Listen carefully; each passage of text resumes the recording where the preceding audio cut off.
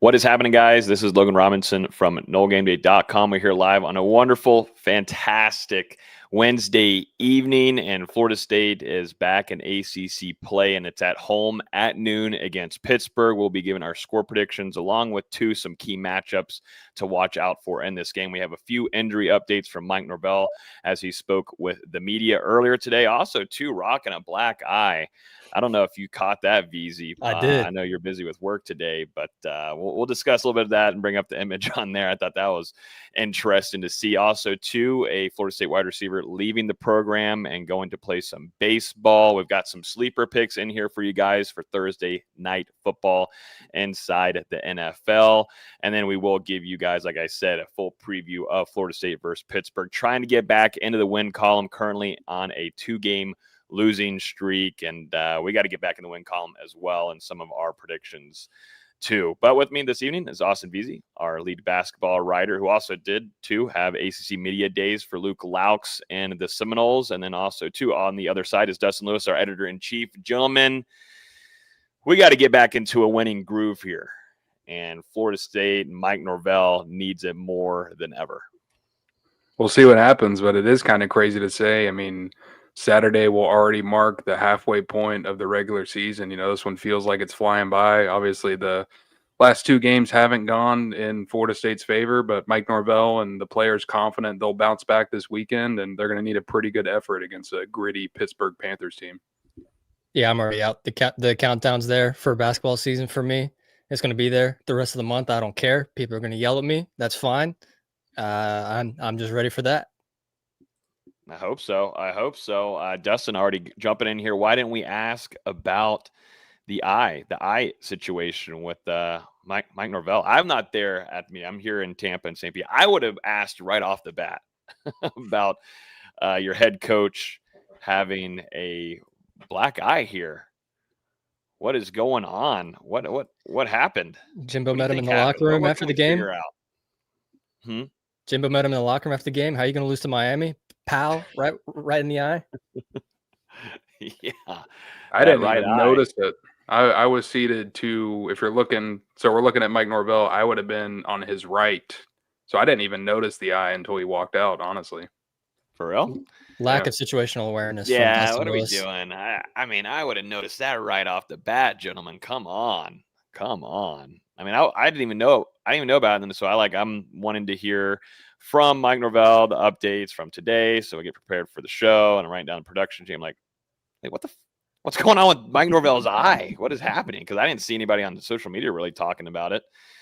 Yeah, he walked out, and then someone on the left side of the room was like, "Did you guys see his eye?" I was like, "No, what?" I don't know if he'll give an answer. That's even worse. That's even worse. Someone did have situational awareness and decided not to ask. That's even worse. Whoever that is. We're not dialed. We're not dialed in. No one's dialed in right now in Tallahassee, Florida. Nope. Not dialed on all fronts. Not only just maybe the team right now, but media. Got to step it up. D-Lou, Tommy. This counts on you too. This is on you guys. So don't know. Maybe Mike Norvell will give an answer to us after the Pittsburgh game if he's in a good mood. If Florida State wins, please, someone point at you, Dustin. First question of the year. Mike Norvell, what happened to the eye? What happened? Call out right there. We need it, man. That's content. It's the head coach. We need to know what's going on. But maybe ran into somebody. Ran into a door. You never know. Hit his head against the wall after the loss. Maybe. I don't know. Maybe get some rage out, get into some UFC. But yeah, man, pretty brutal shot he took there. But yes, Mike Norvell did give us some injury updates. We'll go over those now, with Micah Pettis is probably being the biggest one, along with Ashton Barker. I mean, those 2 guys are pivotal starters for you guys on both sides of the ball. Talking about Micah Pettis, though, he went down in the game against Miami. He did not return, and it seemed to look like a headshot he almost took from a Miami player. Could be a concussion. We don't know specifically yet until we'll get something later on in the week from Mike and the injury report.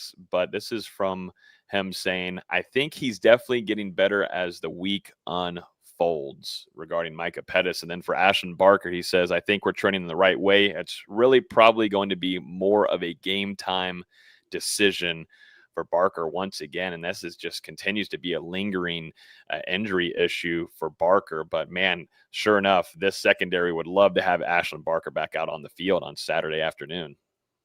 And really, I mean, it's a tough loss for Florida State for both of those guys, because we saw, what Miami did pressure-wise, especially after Pettis exited that game, and you had to shift Adrian Medley out to right guard or right tackle, and Jacob Rizzi came in at right guard. It was a tough outing for the entirety of that offensive line. And Micah Pettis, I mean, he's been pretty solid for Florida State through those first 5 games. So you're hoping that he'll be available on Saturday. We'll see what that ACC availability report says whenever the first one drops on Thursday at 8 p.m. Eastern. And then same thing with Ashlyn Barker.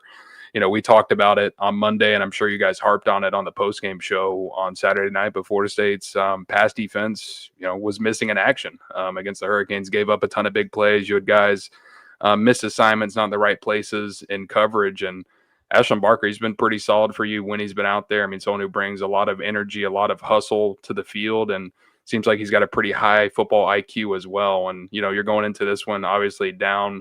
Quindarius Jones will be out for the remainder of the season. You've done some switching back there at safety. Shamar Arnu going to get some reps there this weekend. But to have Ashlyn Barker and that stability provides, especially the stability he provides, going up against a Pittsburgh team that ranks in the top 15 as far as passing offense, you're going to need him back there. What's crazy is Dustin just admitted that he didn't watch the instant reaction. That's crazy. Yeah, I don't know which one would be the bigger need. It's probably Pettis. If we're being realistic, it's probably Micah Pettis. And this isn't a Jacob Rizzi point, because Rizzi was fine. Adrian Medley just is not a right tackle.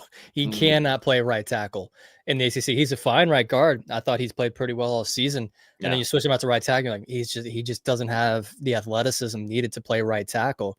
But at the same time, you're going against as Dustin mentioned, you're going against a passing offense that has been pretty good this year. And Eli Holstein's no slouch back there at quarterback. You're going to need your best secondary out there. And Shyheim was fine last week. I don't think this is a Shyheim issue. This was more of an issue on the rest of the secondary, and that whole secondary is going to need to step up this week.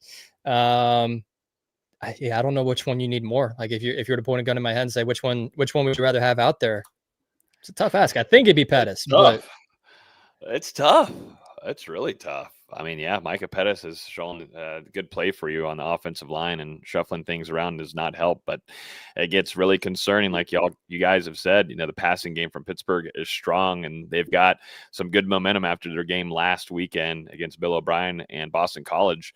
And they feel very strongly about this freshman quarterback that played very well. We'll talk a little bit more about him later on in the show. But you would love to see where Micah can get cleared for this game and have Ashlyn Barker back in the secondary. That would be a huge boost for you overall from both sides of the ball. And not only just, Ashlyn Barker, he plays with a lot of physicality, which I love and is great, but he puts himself in the right positions, and he makes a lot of plays and eliminates passing games from opponents. And you need that more than ever. It's been lacking the last couple of weeks, and certainly could lack if you don't have a pass rush, which we'll talk about later on in the show. If you don't have a pass rush, then they can kind of start picking apart, and you would hate that a freshman would do that to you, and you sure hope that doesn't happen. But you need a guy out there with instincts and accountability, and puts himself in the right spots, and that's been Barker. And you've seen, I mean, Florida State's defense when he was out there, what they did against Alabama, obviously the 2 games after that, and the last 2 where he's been missing. I mean, there have been more breakdowns in the passing game. And I know Florida State, in the meantime, they've struggled to get after the quarterback as well. But, Virginia picked them apart, in that short to intermediate passing game. Then Miami, I mean, really hit you with a couple of deep shots, and also, some yards after catch on some of those medium plays. So having Ashlyn Barker out there, I think it's going to be big for the safeties if he is available on Saturday. Mm-hmm. Now, moving on to another topic here on the show is about BJ Gibson, a sophomore Florida State wide receiver. He will be leaving the program to solely focus on the baseball team. Gibson appeared in the Seminoles' first 5 games, but didn't record any stats. Last season, he caught 2 passes for 14 yards and 6 appearances. He's also returned 1 punt for 3 yards. But more importantly, they're on the diamond and 33 at bats. Gibson has 8 hits, 3 doubles, 4 RBIs, 11 runs scored, 11 total bases, and 8 walks with 4 stolen bases and 4 attempts. So a really talented guy on the diamond field, leaving Florida State's football program. Any thoughts on this one, you guys? And I know you too, you've thought highly about this young man and the wide receiver room and what he could bring to the table.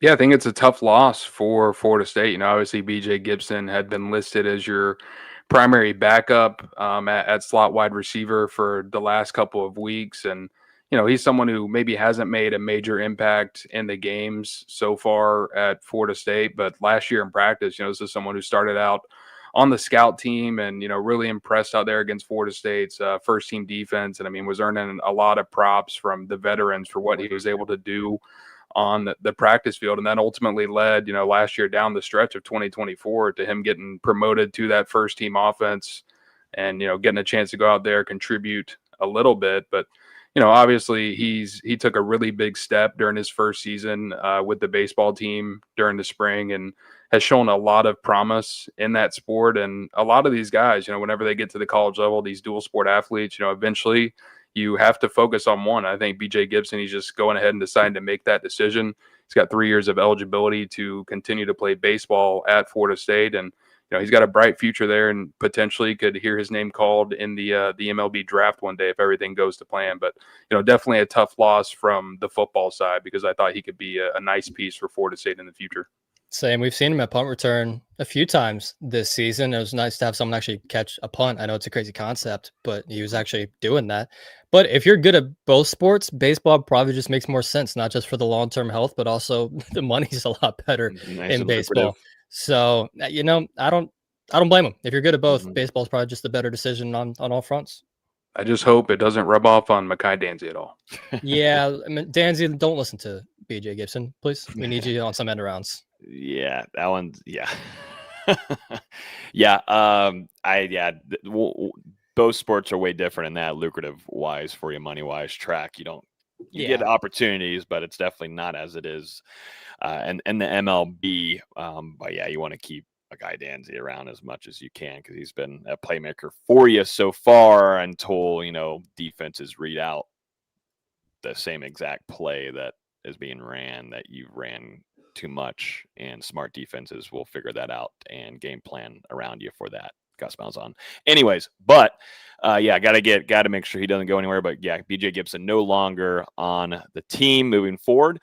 And then we'll move into our next segment here, ladies and gentlemen. That's grading each FSU position group. Oh, God. After 5 games. And I know we were talking about it in the production meeting. We had some pretty strong grades for these position groups to begin the season. The first 3 games, absolutely, with what you did against dominating Alabama. Then you do what you need to do against 2 smaller opponents, absolutely demolishing them. If we were done our grades then, they'd look like a pretty damn good report card. But now after 2 losses in a row, I think we've learned a lot about this team and what your weaknesses are, what your strengths are as well. It's 5 games. It was time to find the identity, and it's weird. You go 3-0, then you have 2 losses straight. You're still like, what is this team? But now we can go position by position and specifically give a grade for all of them.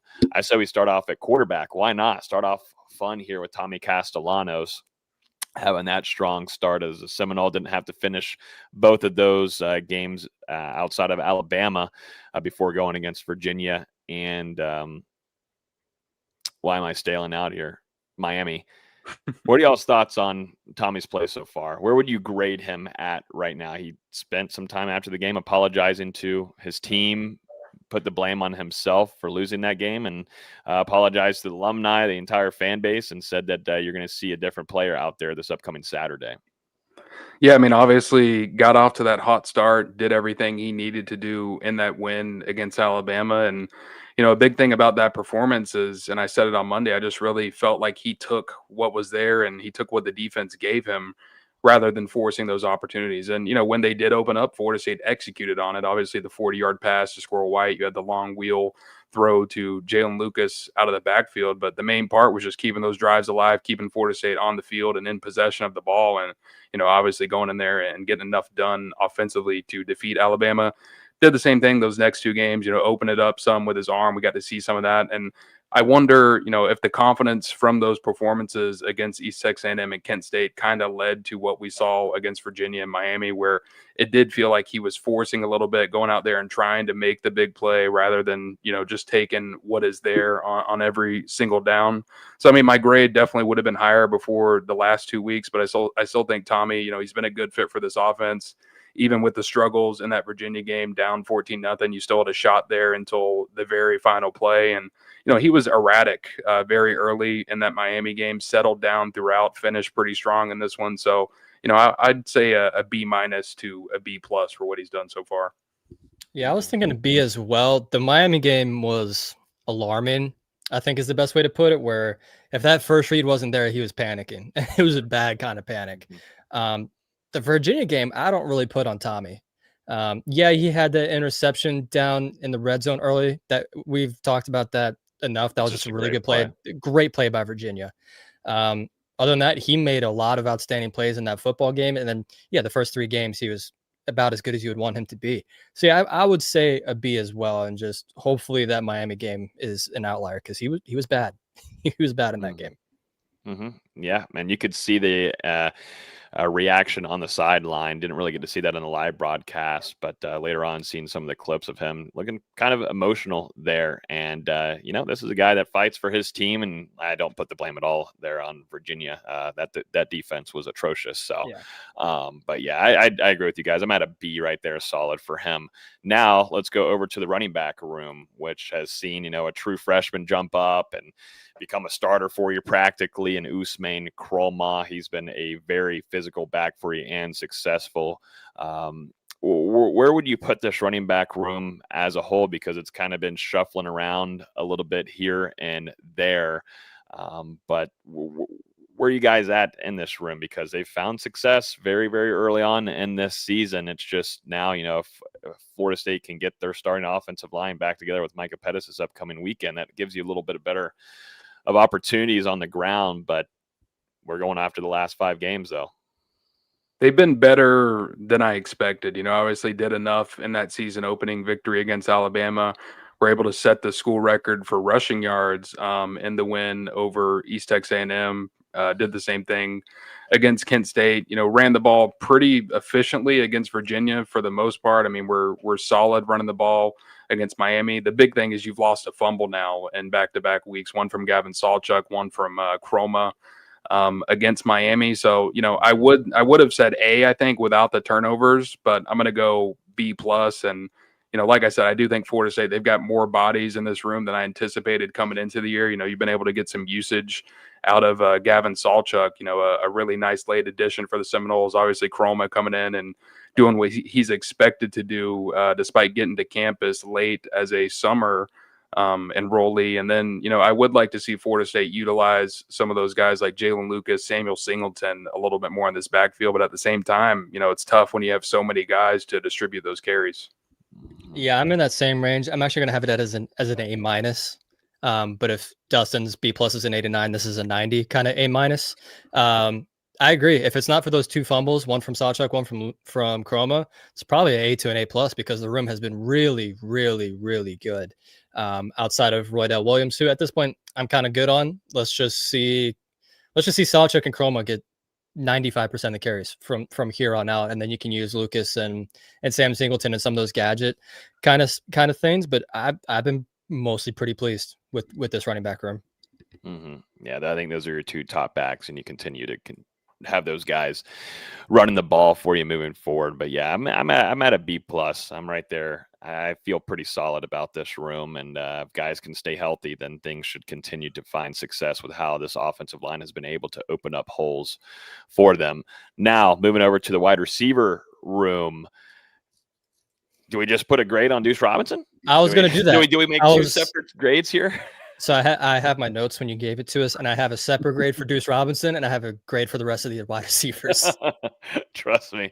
When Well, I you was got it writing these then. down earlier today, that's what I was doing as well. We might separate Deuce Robinson from the wide receiver unit Yeah, grade as a whole. yeah. Because Well, yeah, I mean, I got an Deuce is an A. A Deuce is minus. an A A minus. minus Okay. because Oh, A of minus. the A The minus drop because of against the drop Virginia. against Virginia was costly, and he has the fumble. I know he got it back against Miami, but he did have that fumble against Miami. So just those couple things I'm a little worried on. Otherwise, he's been pretty freaking outstanding. I mean, he's been Florida State's only threat at wide receiver. I know Danzy has the total scrimmage yards, but as a wide receiver, it's not great. Yeah, he had those 2 long catches against Kent State. We're like, oh, okay, maybe there's something there. But then he also has the play against Virginia where he's wide open, creates a separation, drops it. Could have been a fumble if he held onto it for a millisecond longer. The hands just aren't quite there. The rest of that room is non-existent, and maybe that's just Tommy not trusting the rest of that room yet.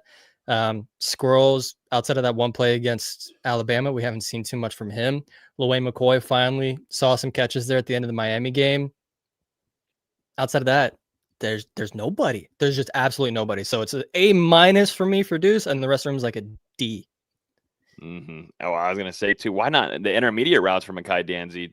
Kind of the hands give him issues, but then when you take a shot with them and it's one-on-one opportunities there, or maybe not even one-on-one. He had 2 defenders on him against Kent State, and he goes up and makes that grab. Kind of curious why Gus Malzahn hasn't wanted to do more of that with Mekhi Danzy with his speed. There hasn't just been enough opportunities. He likes to go with Squirrel White. I understand with more experience and such, but I thought that play kind of told me, hey, we will probably see Mekhi Danzy utilized more with downfield shots, but that's not the case. We're just going to continue to do reverse sweeps.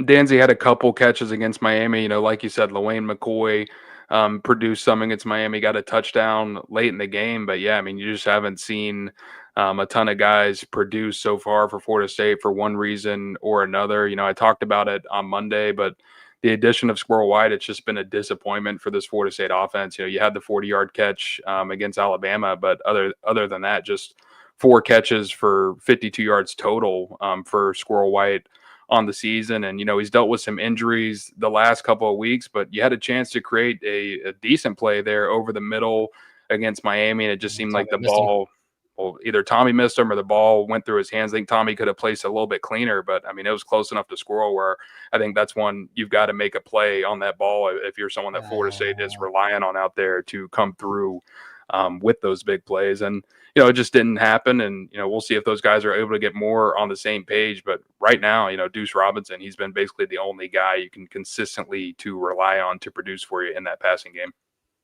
Were you going to say something there, VZ? I don't know if it was really catchable, to be honest. I think it was just maybe about 5 inches too far out in front. I do agree it could have been placed cleaner, but. Well, I tell you what, we'll transition over to the tight end room here. It would help some of your wide receivers if the tight end room became a passing threat to defense. I know we've seen where Randy Pittman has done what he's needed to do, but it's kind of just been nowhere to be seen, at least in the passing game, for guys like, Landon Thomas, or, you're not expecting much with hands-wise in the passing game from Marqueston Douglas, but you don't have much more of a threat. And you thought with Landon Thomas, he is probably your best pass catcher in that room, at least the most athletic as well. But that just has not been the case under what Gus Malzahn has brought into the table since arriving at FSU. What are y'all's thoughts on this tight end room? And it's kind of in that same ballpark here as Deuce Robinson. Randy Pittman is just, carrying that room. Yeah, pretty much same thing. Randy Pittman Jr. Doing it all for Florida State, producing some as a receiver, and, doing his thing as a blocker. And we've seen him get utilized in different ways there around the goal line. I do think Marqueston Douglas, even though he hasn't recorded a catch this season as far as what his role is on this team, which Florida State, having him out there to help in that running attack, I think he's done a pretty solid job. But, I do agree. I think Landon Thomas has been pretty disappointing for Florida State so far. And he did have an injury that limited him for a lot of the preseason. But just from what we've been able to see when he is out there on the field, it just doesn't feel like he's taken that step in his second year at Florida State. And obviously the usage of Amari Williams has kind of been a little bit there, a little bit not. And now it seems like he's going back over to defense for the majority of the snaps moving forward, at least for now, to see if he can provide any sort of a pass rush for that Seminole defense. And Chase Lofton, had started out as tight end, but then they're kind of using him at wide receiver this season. He was there in that slot before the injury. So, considering what Pittman has done and just what you haven't gotten from a lot of the guys and the rest of that room, I'd say B. Mm-hmm. I was expecting more from this unit. I thought they'd be more versatile with what they had coming into the year. This is another position group where I think you have to separate it because Pittman's been an A+. He's been incredible, honestly. The blocking, the receiving, he has a passing touchdown, he has a rushing touchdown, he has everything you could want from a tight end and more. He's an A+ to me. The rest of that room is an F+ to a D-. Just really has been bad. Has not been good. Amari Williams had a nice catch or two, but now he's an edge rusher, so I don't know if we can even count him in that room anymore. And I think they need him at edge rusher more than they need him at tight end. And yeah, Biscuit's been out there for blocking here and there, but sure, I guess he still looks like more like an offensive lineman than he does a tight end at this point. So to me, this is another one where you got to separate the top from the rest of the room. Mm-hmm. And then moving over to the offensive line, this unit has been able to, like we were talking about with the running back room, they've been opening up holes for these guys and have, for the most part, have given a lot of time to Tommy. I mean, this is where, for the first time in a long time, in a lot of years, I think we're going to give this group a pretty solid grade to begin this season. But y'all's thoughts here with this whole new lineup of a group that they did a lot during the offseason of building up that transfer portal and the trenches, and a lot of it there was on the offensive line. And where do y'all stand with this group moving forward? I think they've done a pretty good job so far. I mean, it's hard not to see a vast improvement here compared to what we were all watching about 12 months ago. It's night and day. Didn't give up a sack in the win against Alabama, did everything you need to do in the next two games. I don't feel like they performed that bad against Virginia. And, things started to fall off a cliff a little bit against Miami, especially after that Micah Pettis injury, but they responded down the stretch in that fourth quarter. So just thinking about what they've done in totality this season, and especially when you think back to last year in 2024, where, it was dreadful, god awful. I'm gonna say A-. Whoa. Okay. Wow. Am I just missing the mark? I'm at a B-, mainly because of how bad they were against Miami. They weren't as bad as the pressure numbers suggest from PFF. Like they came out as like 45 pressures they allowed or something crazy like that. It wasn't that bad because Tommy was just hanging on to the ball for a lot of time and trying to create some time. Naturally, you're going to give up pressures at some point. To me, they're a really, really good. It's like how I figured coming into the season. They're a really, really good run blocking unit for the most part. Pass blocking, not the best. And that's part of, again, we expected that coming into the season. They were much better than anticipated with that against Alabama. I'm not really factoring in East Texas A&M and Kent State because those are two teams that you're supposed to dominate as an offensive line. And then, yeah, I agree. I thought against Virginia, they were pretty solid, but that Miami game, like we were talking about with Tommy, it was alarming. And it's going to be interesting to see how they bounce back with that, especially if Micah Pettis isn't back in there right tackle against Pitt. Brings them down a peg, but hey, recency bias, they could barely snap the football last year. It's part of it that, yes, they've improved massively. Like, I'm not disagreeing with that at all. But last year was an F-. So what's below an F? They were an suspended H from school, academically suspended. Last year's team was an H at offensive line. It wasn't an F. They were an H.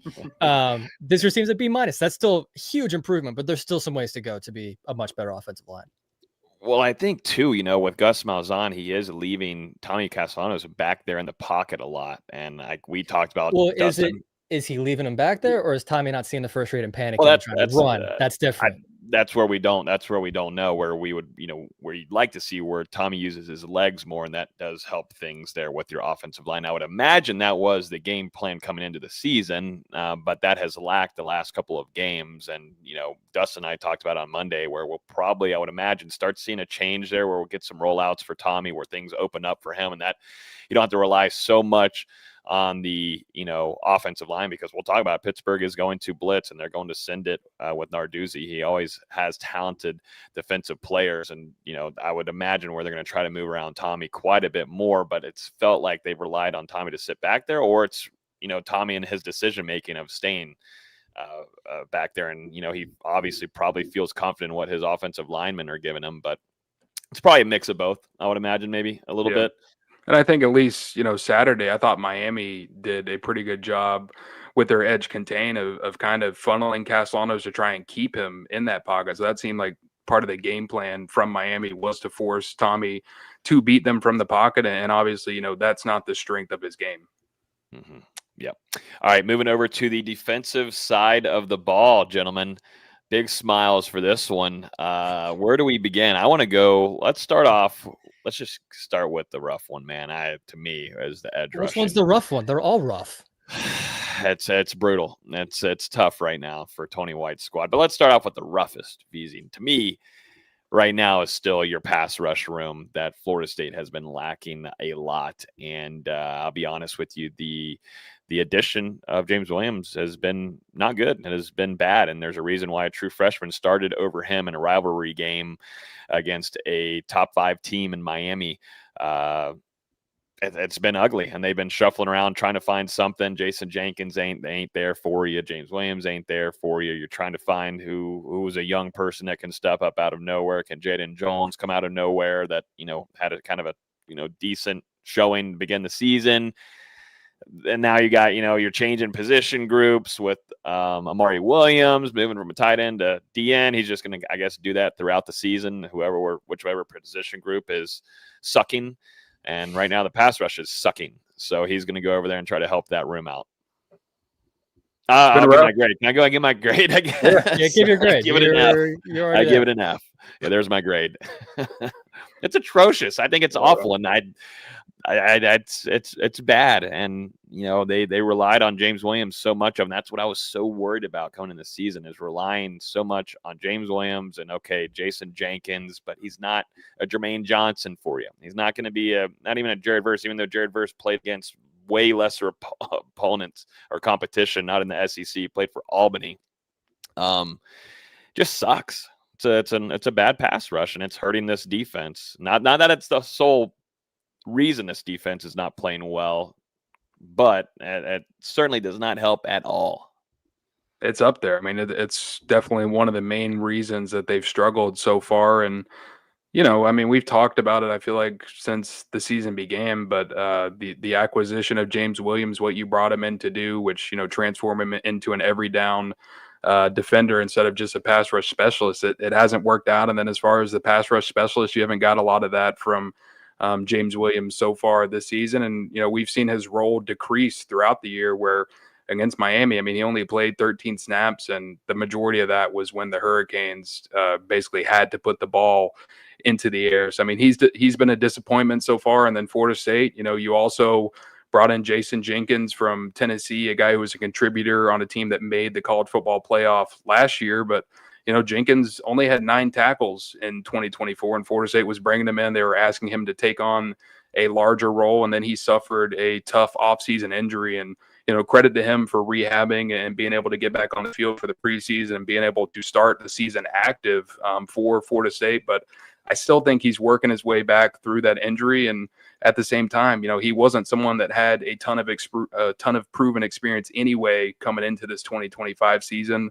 Behind that, another guy that you brought in, DeMonte Diggs, he's been out for the last couple of weeks and, hasn't provided a ton for Florida State. And you've really got to hope now that these changes that you've made, we'll see if Daryl Desir starts once again for Florida State on Saturday. You have elevated Deontay McCray to that starting spot on the other defensive end. And, he's been one of your more solid guys in the trenches so far this season. But as far as the defensive ends, I'm going with a D with what they put out. So what they put out there on the field so far. Ugh. Did you see how many pressures Florida State's defensive line had against Miami? Just the defensive line, not as a team. No, I don't want to know, but I do know. You can count on one hand. It's 4. No one had more than 1. D-. I think you guys have summed up the rest for me. D- for the pass rush. Just and it's not an F just because the Desirs have been solid. That's it. That's it. Yeah. Yeah. Gotta see something happen there. I won't keep ranting on about it. Let's talk about the defensive tackle room, your interior defensive linemen. What are y'all's thoughts on Daryl Jackson's plays so far, including what the rest of the group, and including Kevin Wynn getting in there and getting his first burn in garnet and gold against the Miami Hurricanes?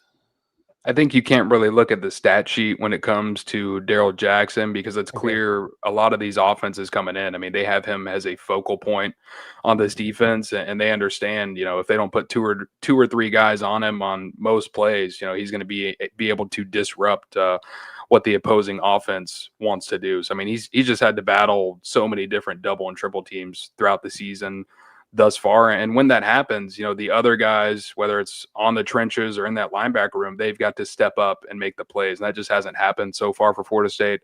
So I think Daryl has been, pretty solid for FSU for the most part.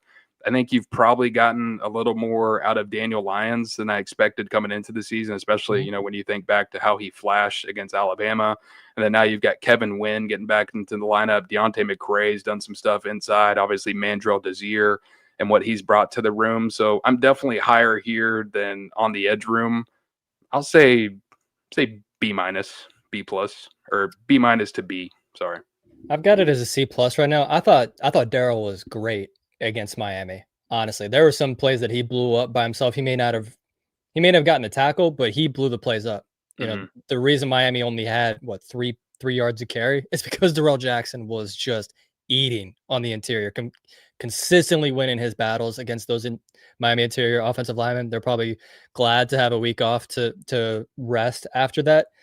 Daniel Lyons has been solid. The rest of the room, to me, has been a little lackluster, and you're not seeing the numbers from that unit that you would love.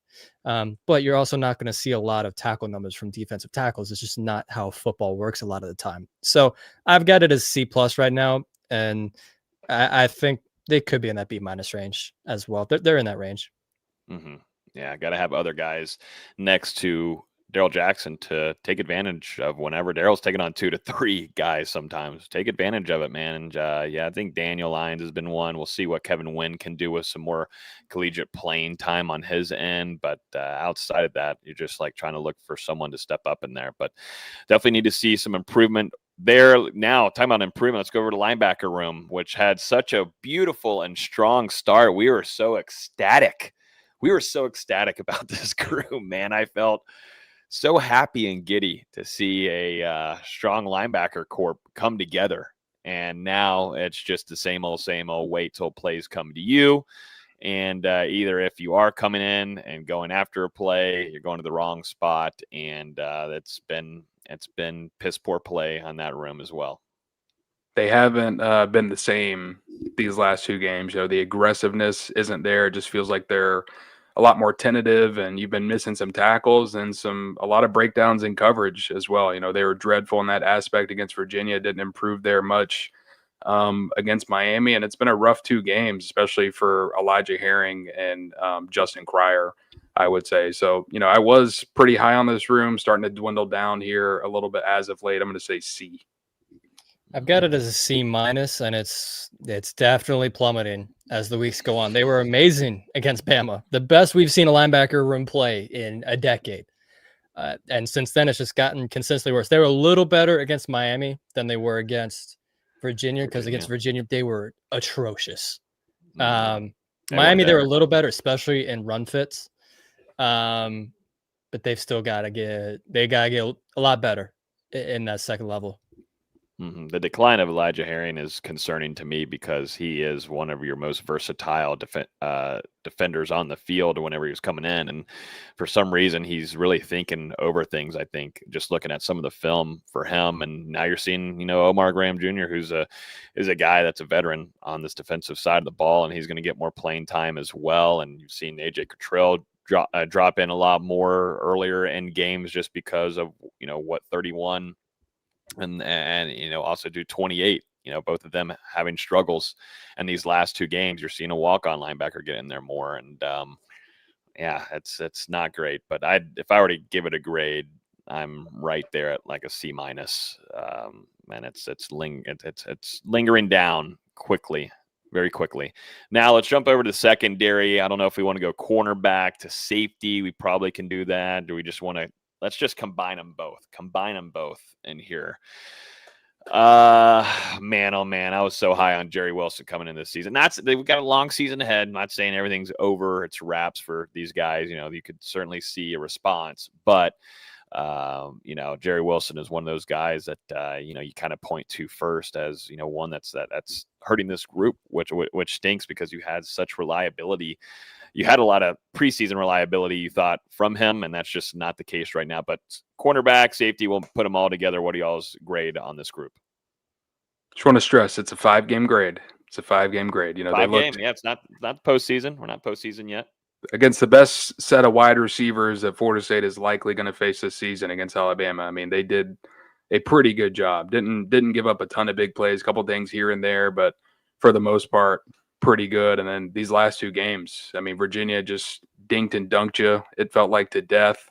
Then you go into Miami, and wow, the breakdowns like we haven't seen through the first 4 games of this 2025 season. Whether it was deep, whether it was short and intermediate, it just felt like the secondary and the linebackers as well. They just weren't on the same page for whatever reason. And then when you did have guys in position to make tackles, Jerry Wilson whiffed a couple times. You had Earl Little Jr.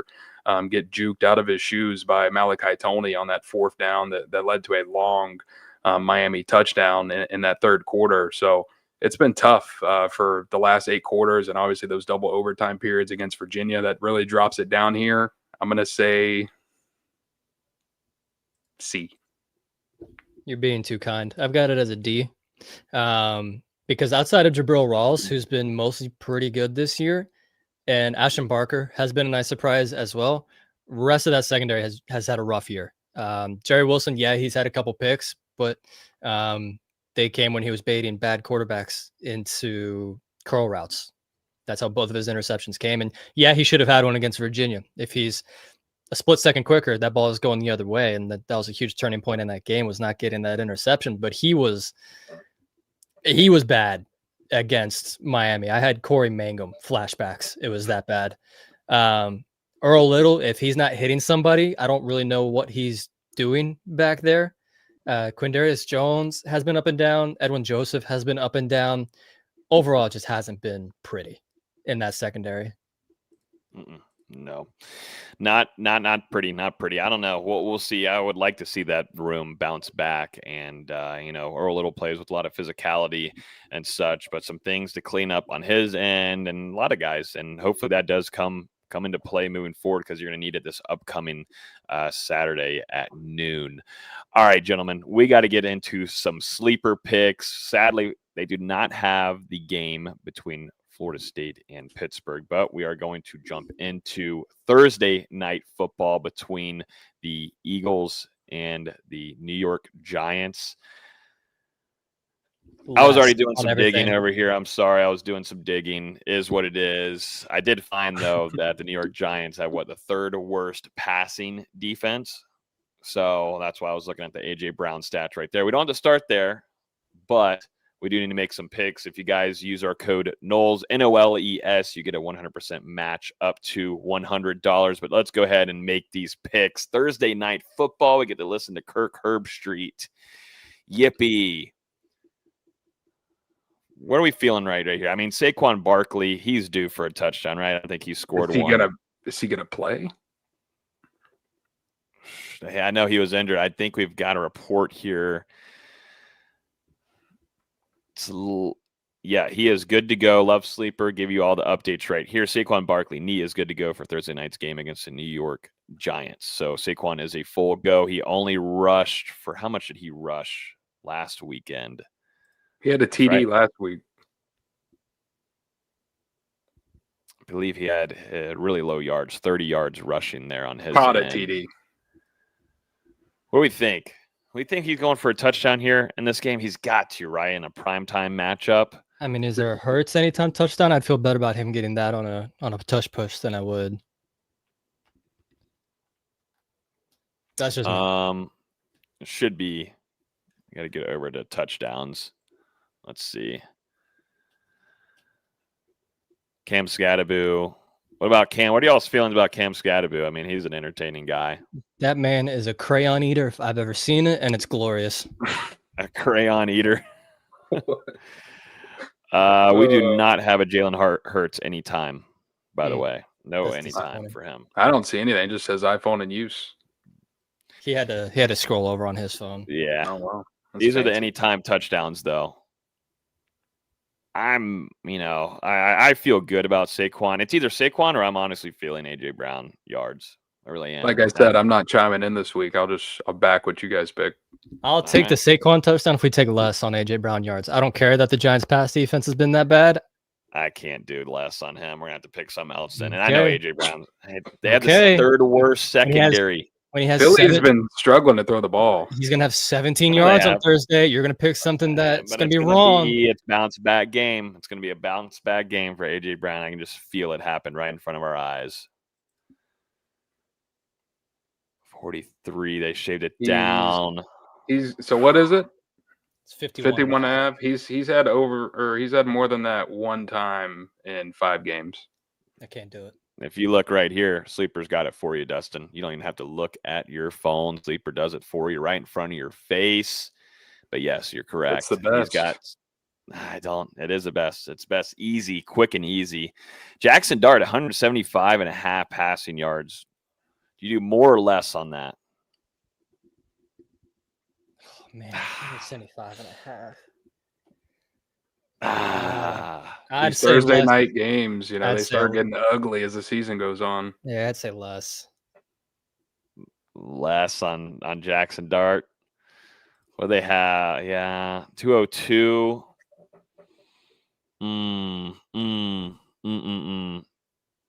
Well, can't you put in one of the player promos for this game where we can just get Saquon just more than half a rushing yard?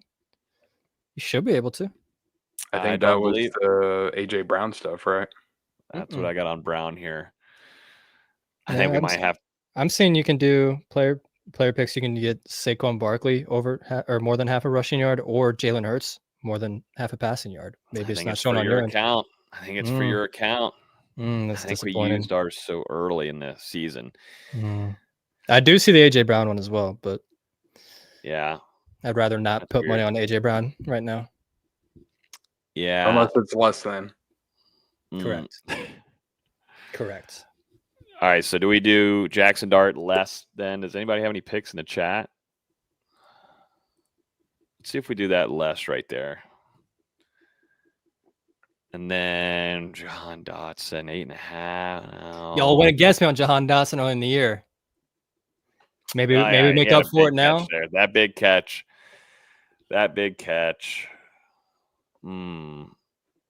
Veazy's kind of been on point, so just wait till AJ Brown gets. He's probably gonna go for 75. I just feel it. He's going for 17. 17. How good is the rushing defense for the Giants? The Giants stink overall. So he bulldozed them for 176 yards last season. Yeah, but he ain't been doing that this season. He's on my fantasy team. Yeah, he hasn't. I'm telling you, whenever I draft somebody, man.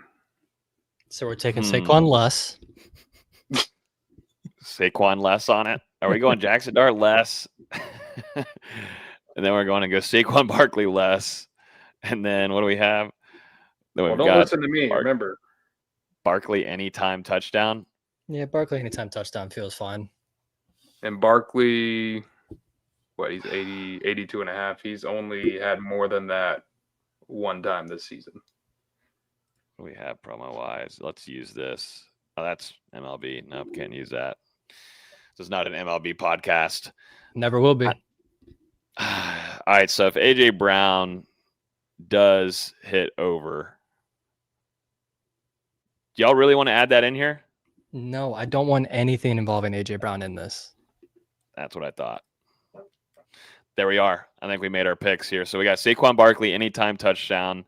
Then we got Saquon under or less than 82.5 rushing yards. And then we also do have Jackson Dart less than 176. We're expecting like a 17-13 kind of game here, apparently. Yeah, it might not be the prettiest. It could happen. Yeah, no, it really could. But shout out to Sleeper. Appreciate them for partnering with us this football season. Sleeper is the best way to experience and connect over sports together. It's a one-stop shop for all your sports needs. You can celebrate and chat on games in real time with other users.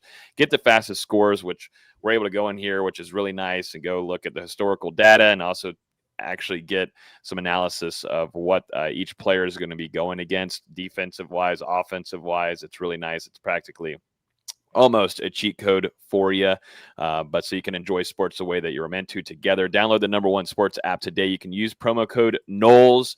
Down below, you guys can see that, and you'll get a 100% 100 match on your first deposit. Terms and conditions apply. See Sleeper's terms of use for details. Currently operational in over 25 states. Check out Sleeper today. Now, gentlemen, it's time to make some picks for Florida State versus Pittsburgh. Do we have to? I think we have to. It's a tough one. VZ has not written down his score prediction yet. No. He has not done that because he usually does usually beforehand and gets the preview written up. But this one's a really tough one, and I want to hear the chat's take on it as well. Drop your score predictions in there too. But Florida State 3-2, Pittsburgh in the same boat, 3-2. They're 1-1. Outside of they've only beaten BC. They've only beaten BC. And boy, did they beat them. Yeah, for an ACC matchup. No, they beat the crap out of Bill O'Brien. That was not a close game at all. No. BC's not that great. We do know that as well. But they also beat Central Michigan as well. You know, Duquesne. Duquesne. Not some big-time opponents as well, but they are rolling with this young quarterback, man. What stands out to you the most going in this matchup? I'll ask you guys. Good on good. Florida State still obviously top 5 in the country in rushing yards per game, despite not eclipsing 200 yards on the ground against Miami. And we've seen this team really rely on that rushing attack whenever they're pounding it on the ground. It feels like this Florida State offense is at its best. And then you look over at the defensive side of the ball, Pittsburgh coming in, allowing just 64.6 rushing yards per game, number 2 in the country, number 1 in the ACC. And it all starts, I think, with their trio of linebackers and Kyle Lewis, Rasheem Biles, and Braylon Lovelace, who all have at least 30 tackles on the season so far. They've been really good defensively, stopping the run, and we'll see at Florida State. It would be huge if Micah Pettis is available in this one, like we were talking about earlier in the episode. You're going to need all hands on deck, your tight ends, your skill players to get involved in this rushing attack to have success on Saturday. That's exactly where I was going with this, because if you break that down even further, they've only had one team break 55 rushing yards against them. And now West Virginia ran up and down the field. It was 154 yards. I think 174. I knew it was 1-something-4. They ran up and down the field, and that's a big reason West Virginia was able to win that game. And West Virginia is not a good football team this year, but that is a rivalry game. Pitt and West Virginia absolutely hate each other. It's honestly hilarious to see. Florida State's going to have to replicate that. They're going to have to get the run game going much earlier and much better than they did against Miami. If that doesn't happen, this could be a testy one for sure. Now, the other thing, Pitt's got a good passing offense, and as we've seen in the last few games, Florida State's secondary is a little bit of dog water.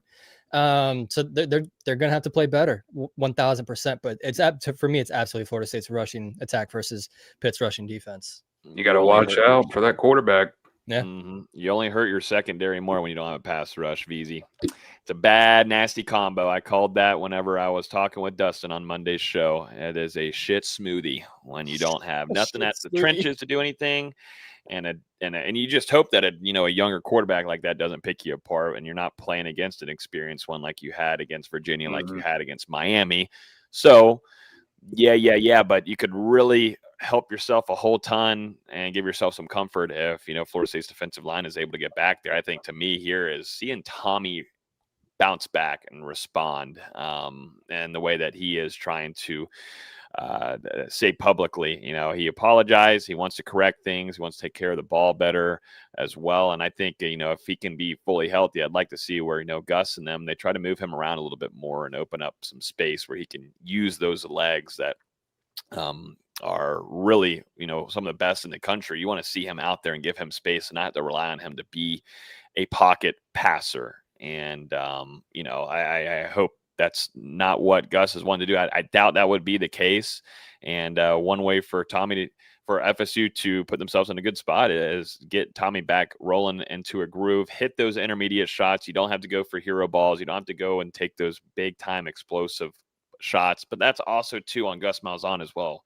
Make sure you can establish a run, because that is your strength of your team overall. And then, Tommy, just take care of some little short passes and make things easier on yourself. And when the time comes, you can take those shots with Deuce Robinson, because, Deuce looked exhausted, man. And going in that third quarter, fourth quarter, that man is tired. Make some things simpler for you and get the tight ends rolling with their hands. So I think that's on Tommy, and also too Gus Malzahn switching up some things on how he wants to call games moving forward. I agree. And, Tommy Castellano's bouncing back. It all starts with Florida State establishing the run up front and keeping this game within reach from the onset. Down 14-0 to Virginia, down 14-3 to Miami. You're at the point where you've got to start putting the ball in the air a little bit more. And that ultimately leads to 45 passing attempts for Tommy Castellanos against Miami, which is way too many. I think way too many. When Florida State's at his best, I don't think Tommy's passing over 20 times in a single game. I mean, they really want to establish that game on the ground, and, they're going to have their test cut out for them against this Pittsburgh defense and what they bring up front. And if they aren't able to run the ball, that is going to force Florida State to go into that passing game, which Pittsburgh, they haven't been great against the pass, number 81 in the country, allowing 227.2 passing yards per game. But at the same time, Tommy has thrown 5 interceptions in his last 3 starts, and you really want to see him go out there, settle down, get into more of a rhythm. And like I said earlier in the show, and I feel like I'm harping on a lot, just don't force it. Just take whatever is there. Mm-hmm. Yeah, but even if that first read isn't there, a lot of times that second read is open. He's just not wanting to see it. He's got to be able to see it. You've been a quarterback for 4 years now. You have to be able to make a second read. I know that this is a rushing focused offense, but you have to be able to get to a second read at some point. And he's rarely done that so far this season. I imagine Pitt's going to be trying to take away that first read as much as possible. Tommy's going to have to adjust. And like you guys were mentioning earlier, hopefully Gus Malzahn and this offense can adjust where they're rolling him out of the pocket with some smoother rollouts and smoother bootleg actions. They got to do something like that. They can't, he's not a drop back passer. That was a mistake in the first place to ever try that. Nope. My last question before we give our score predictions, and it's been a conversation across FSU Twitter and social media. Is this a must win for Mike Norvell? If you go 3 straight losses here, and we know his not so great record in the ACC and what happened last season as well, which was catastrophic. Where do things go here if Florida State can't come away with a win and, Mike Norvell drops the 3rd game of the season? I think they do need it. I mean, fans are getting frustrated, and how could they not? Coming off a 2-10 season, obviously you got some goodwill back with that 3-0 start, but you went out back-to-back weeks and put on a stinker on Friday night in Virginia, upset as a top 10 team in the country, and then you come back the following week and for 3 quarters are absolutely dominated by one of your rivals, 28-3, before Florida State's able to respond there a little bit in those final 15 minutes to make the score, not look as bad as that game felt while we were all watching it. But, now you're looking at, it's been over a year since Florida State won an ACC game. Mike Norvell is obviously in year 6. You've lost your last couple of matchups to all 3 of your primary rivals in Miami, Florida, and Clemson. So yeah, this one's big. If Florida State doesn't win on Saturday, Mike Norvell obviously isn't going to get fired after the game. But I think if the Seminoles lose their 3rd straight, this is starting to be the beginning of the end. Yeah, it's tough. I mean, there's always the world. Like 2 years ago, they lost 3 straight games and then they rattled out wins the rest of the season. If that were to happen here, where if they lose to Pitt but then they win out, is 9-3. fine. That's a good season, especially considering what you had last year. But I think optics wise, they're gonna need a win here. I hate going week by week because I feel people overreact to college football week by week way too much, in my opinion. You got to take a bigger glance at things. But if you were to lose on Saturday night, that's what, a 9th straight ACC loss, 8th straight.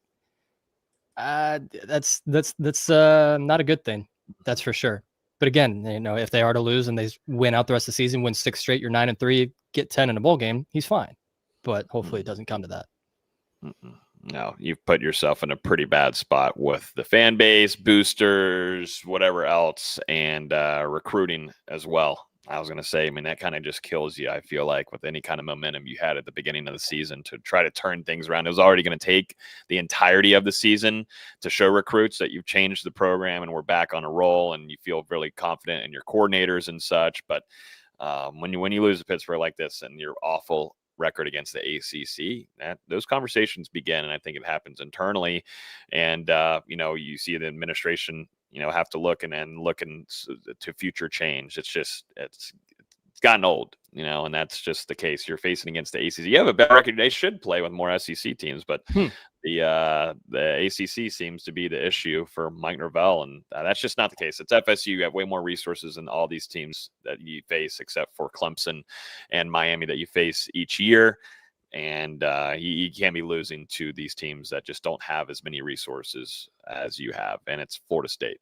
So, and part of it is like, who would you even go out and get? Like, I know the fan base is obsessed with Lane Kiffin. I don't personally understand it. I think he's a good coach, not a great coach.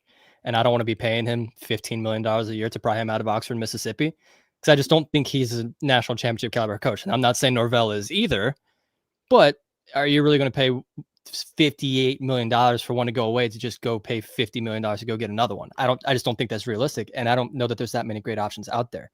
People are going to be clamoring for Jimbo again. No, I'm good. Thanks for the time, Jimbo. I'm good. I don't need a second experience with that. But hey, he's got a facility coming. He's got a facility. Great. He's gonna hire an offensive line coach. He's gonna keep for 8 years too long. And people were like, at least Jimbo was a great recruiter. Have you gone back and looked at some of those last recruiting classes? Like that 2016 class was, yes, it was the second ranked class in the country. There are 2 good players in that class. It's Brian Burns and it's Landon Dickerson, who transferred after 2 years. Like, it is not a good class to go back and look at. Like, yes, you had Levante Taylor, 5-star. He was average at best at Florida State. Josh Brown was a highly recruited 4-star linebacker, was average at best at Florida State. Just because it's a high recruiting ranking doesn't mean it's a good class. Hey, at least if you hire Lane Kiffin, you get a basketball goal on the sideline. Ooh, now that you mention it, I'm on board. There you go. There you go. You get double basketball action. Come on, VZ. Well, let's go ahead. We're not getting that talk yet. I wanted to ask you guys because I feel like that's been a big conversation. And sure enough, we'll see on this instant reaction, VZ. That's all I've seen this week. We'll see on Saturday afternoon what that conversation looks like. But got to have some optimism here. Florida State can turn some things around all across the board. But here we go. Score predictions. It's not me because we're heading into the 6th game. Me. I think it's D-Lou at the very end of the screen. Am I on top now, or did I tie it up with getting the Miami game right? I think you're on top. I believe. I think you are up by 1. Should be, yeah. Okay. Yeah, I think you're up by 1. You've got a lead. You're 3-2. We're 2-3. Nice. Good job, guys. Don't worry. Yeah. Long season ahead. I got some chances here with good old Stanford coming up soon. Tough start. We'll see if we can rebound this week. This is a tough game to predict. Pittsburgh obviously coming off a breakout performance there against Boston College 48-7, whereas Florida State's lost their last 2 games. And like we talked about, it's really going to come down to, can FSU establish the run on offense against a tough Pittsburgh defense? And on the flip side, can you put some pressure on this true freshman quarterback who's making the first road start of his college career? You look at Mason Heinschel, 30 out of 41 last week, 323 yards and 4 touchdowns.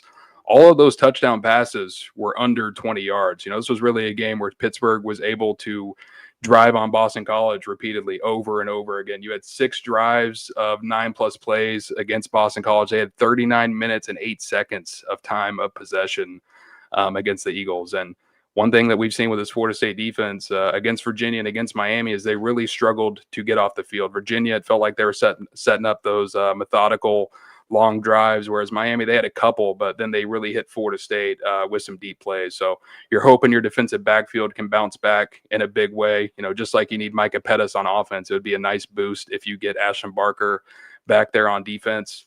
Ultimately, I think Florida State, they're going to respond in the right way this weekend. It's going to be a battle down to the end, though. I think Pittsburgh keeps it close in Tallahassee. Pat Narduzzi normally has his team ready to go in these types of games against top 25 opponents. And we've seen Pittsburgh, pull off their fair share of upsets in the past since Narduzzi has been in town. But Seminoles win this one, snap the 2-game losing streak. I'm going to go Florida State 27, Pittsburgh 23. My goodness. Let me go next. Let me go next because we're close, buddy. We're so close again. I hate y'all. Oh my God. We don't share these with one another. I've got Florida State. It's just like that last little bit, man. I got to be honest with you. It's that last little thread here that I've got. And I don't want it to be that. I really don't want it to be that way. I don't have the ultimate confidence that I did, at least going even into the Miami game. I thought that play would be a lot stronger than what it was. It wasn't, is what it is. And it's football. This is what happens. I got Florida State, though, winning this game. It's going to be very close, though, 28-27. That's how close I've got it right there. That's I have to get it that close. I'm pretty close to that. That's where I've got to be. That's just where I've got to be. I don't need to say any more about this game. We've already talked about it. But Florida State has to win this game. I don't care how close it is what it is. But 28-27 is where I've got it, guys. Yeah, I'm pretty close to that. I'm alarmingly close to that. I hate all of us, honestly. I've got it 30-27. So, right there. Yeah. It's gonna be interesting. I'm tired of Norvell saying, I've liked the way we've responded this week. I've heard that for a year and a half at this point. Go win a football game after a loss, please. Please. The running, I think the running game will be fine. I don't expect Pitt to hold this team under 55 rushing yards, but they're gonna have to break that century mark to give themselves a chance for sure. Yep. And if they can't get the running game going, this could get ugly. Well, it could, and I would like to see where Gus Malzahn adjusts things, and like we were talking about, utilize Tommy and what he can do. He's one of your best running backs as well. I know you want him to throw the ball, but he is there for a reason. That's why you transferred him in, is to be a threat with his legs and not just to sit back there. But you can't throw. You're not going to win the game with 40+ passing attempts with Tommy Castellanos. That is just not the case. That's not going to happen. So we'll see. I did have Nolecast actually quoted my tweet earlier and let me know Florida State under Mike Norvell is 7-18 following a loss. So we'll see if they're able to get things on the right page and bounce back on Saturday. Certainly needed with the way things are starting to go in Tallahassee. Austin, Terrell says you look tired and stressed. Come on, man. What are we doing? It's good. We're good. Everything's fine. Everything's chilling. Trust me, of the people stressed here, I am not one of them. You were telling us in the production meeting that your month of November is going to that's November for you. That's November. Okay. That's not October. That's November. Okay. All right. And football losses don't impact me the same way they did 3 years ago. Last year too, I think it's the same case. I mean, of course, you're diehard fans. We're all alumni from here and everything. But last year, just as a whole, doesn't matter if we cover the team and such. We have our ties to Florida State and everything. But last year just kind of crumbles you in so many different ways. Where you go through these losses, which it should never be that case where you get where you feel fine. Not that you feel fine, but you get used to it. You shouldn't. As an FSU fan or someone covering the team, you shouldn't get used to FSU losing games. And, whenever we're previewing, against Virginia or a team like this upcoming weekend in Pittsburgh that has not even close to the amount of resources that you have. It was a snub for me. Like after that's like, what do wins and losses even matter? Well, that's like the whole landscape of college football kind of kills you there, Yeah. Yeah. But we got basketball coming up soon though. Do have basketball coming up. Yep, Steph Curry called Luke Laux. Things are looking good. That was cool. That was pretty cool. He is the goatest of the goats. To hear Steph Curry say, "What's up, Seminole family?" I'm like, They better put that on a recruiting video. Heck yeah, man. I'm using that footage all day long. All right, ladies and gentlemen, we appreciate y'all tuning with us. VZ and I will be with you guys Saturday afternoon for the instant interaction between Florida State and Pitt. This game is on ESPN, so you guys can check it there. If you're here with us on YouTube, smack that like button, hit the like button, and also to consider hitting subscribe. Tons of content going out on a practically daily basis for you guys. But we'll see you Saturday afternoon after the game. Enjoy the rest of y'all's week and weekend. Peace.